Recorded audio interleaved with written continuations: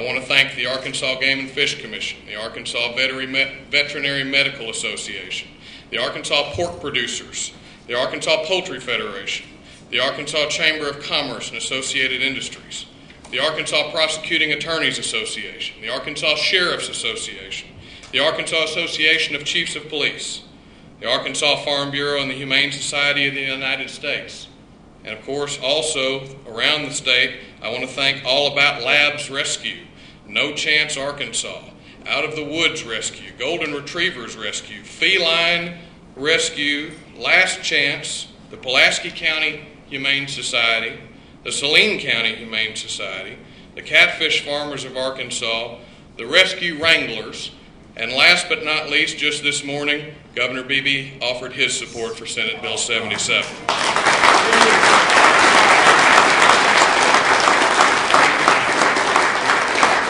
I have promised the groups throughout this process that if they would trust me and the credibility of our office, there would be no surprises, no backroom deals, no last-minute changes. We have kept our word. What was filed today is the bill supported by everyone I just named. The bill that's been filed is the version that will run in committee 1 week from today. We are set for a special order of business in Senate Judiciary. One and only one amendment will be offered at that time. I'll pass out copies of that, which is not controversial, has been vetted by everybody, and will clarify language pertaining to game and fish. I'm passing it out today 1 week in advance, even though it's innocuous, just so that there is transparency in the process. No other amendments, other than additional sponsors, of course, that which have not been vetted by all the parties will be expected. Those amendments would be considered contrary to the spirit of cooperation and the good faith effort that has brought us to this point. Before I congratulate and introduce the lead sponsors of this legislation, let me also make one additional announcement. And it is a bit of a surprise, even though I just explained that we don't like surprises in this process. Upon passage, I believe that it'll be very important, myself being a former police officer, as you know, to train members of the law enforcement community about animal cruelty. Law enforcement officials will need to learn how to properly investigate and prepare animal cruelty cases for trial, how to cooperate with Humane Society personnel, and how to understand the exemptions. Knowing what is not criminal conduct is just as important as knowing how to fight cruelty. And therefore, I am proud to announce that there will be a cooperative effort between the Humane Society of the United States, the Attorney General's Office, and the Criminal Justice Institute to design and implement a training curriculum for law enforcement. And to that end, I am committing $250,000 from my education and enforcement fund.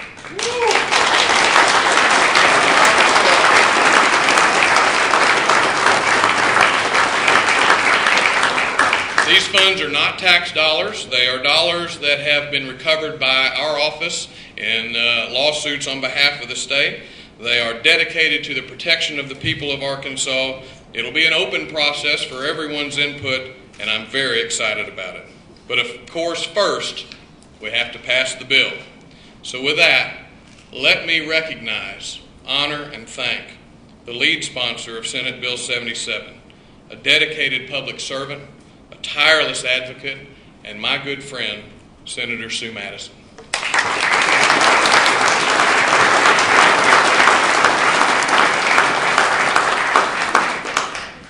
Thank you all so much for being here today.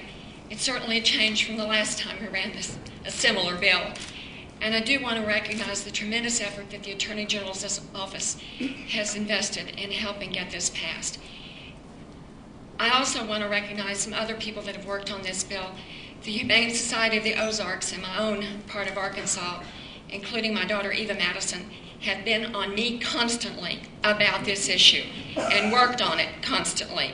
And I'm sure the mothers in the room know how it is. You don't tell your children no. You get the job done. And I'm thankful the Attorney General is helping me be a good mother. I also want to recognize the many citizens of Arkansas who have been absolutely passionate that these atrocities have to stop. People have called me, people have emailed me, people have written me, and people have written letters to the editor in the paper. I don't think there's been a week go by that somebody hasn't had a letter to the editor.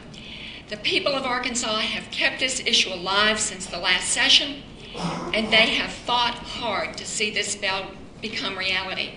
And I'm grateful to you all for your support and your deep concern that we get a first offense felony bill in Arkansas. And I'd invite you to go look at the product. Senate Bill 77 is on the web. And in closing, I want to mention one part of the bill that is very important to me as a member of the Task Force on Abused Children. Those convicted of these offenses or who plead guilty will undergo a psychological evaluation. And perhaps, if determined necessary, they will undergo treatment. I think it's a step in working toward reducing the amount of domestic violence we have.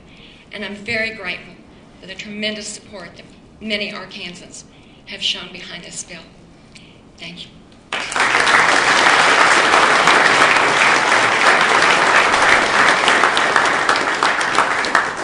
And before we make ourselves available for questions, I really have to tell you how proud I am to introduce a lady who knows no fears, except potentially for press conferences, a person who's been dedicated much of her life to this issue, a friend whose integrity and work ethic I admire very much, the lead House sponsor of Senate Bill 77, Representative Pam Adcock.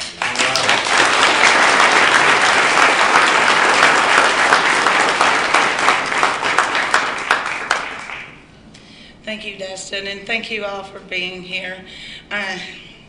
It's true, I don't like press conferences. I do better one-on-one with my speaking, and when I do, I tend to run off at the mouth.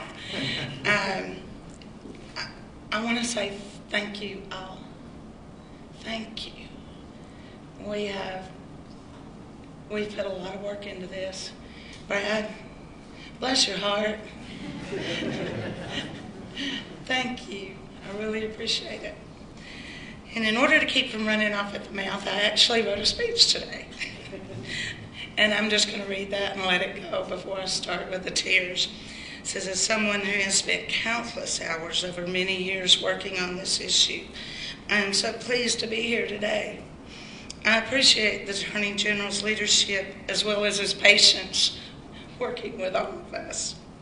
All of the interested parties that have had a seat at the table for over the past 9 months, and I'm talking 24/7. We have worked through 40-plus drafts of this legislation. This is long overdue, and I look forward to working with my colleagues as we pass this bill. Thank you.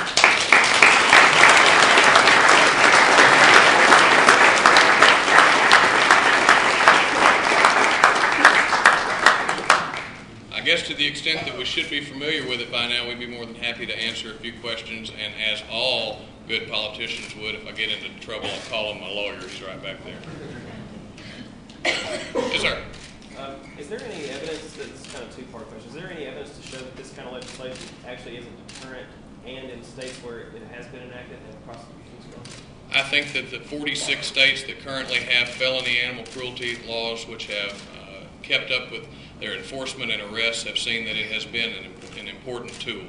There's a reason that additional states have sought to follow their lead because, as with any crime, enforcement is its own deterrent, and when you cast light on what's happening, it makes the justification all the more real.